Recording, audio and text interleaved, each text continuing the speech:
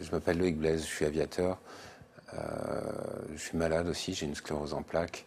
J'ai fait l'année dernière le premier tour du cercle arctique avec un hydravion ultra léger. Donc j'ai unifié la Russie, les États-Unis, le Canada, le Groenland, l'Islande, la péninsule scandinave autour de cette urgence-là, qui est celle de l'effondrement des écosystèmes. Et en fait, si on fait le parallèle entre ce qui se passe dans le corps d'un malade qui a une sclérose en plaques, voilà, on se fait bouffer par morceaux petit à petit.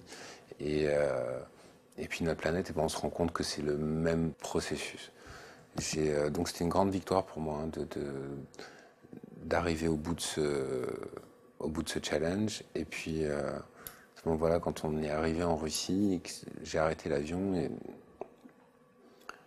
Et en fait, pour moi, ça n'avait pas un goût de victoire, ça avait un goût de défaite. Ce que j'ai vu là-haut, ça m'a angoissé. Du coup, j'ai dit que j'arrêtais mes expéditions avec des moteurs thermiques, en tout cas, même si le moteur de mon avion était tout petit. Et du coup, je développe un avion à hydrogène.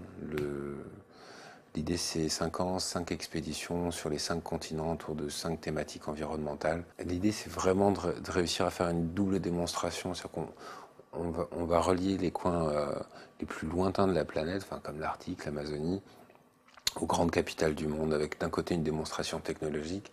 Voilà, c'est un avion, effectivement, c'est un avion à hydrogène. C'est pas fantaisiste, c'est pas un avion fragile, c'est un avion avec lequel on peut vraiment aller au contact, aller sur le terrain, dans des endroits qui sont difficiles d'accès. Donc voilà, c'est une fabuleuse promotion pour cette énergie-là. Et puis de l'autre côté, on va aller rencontrer les peuples premiers, les gens des forêts, des déserts, des glaces, qui eux savent encore comment on vit avec la terre, comment on vit avec la nature.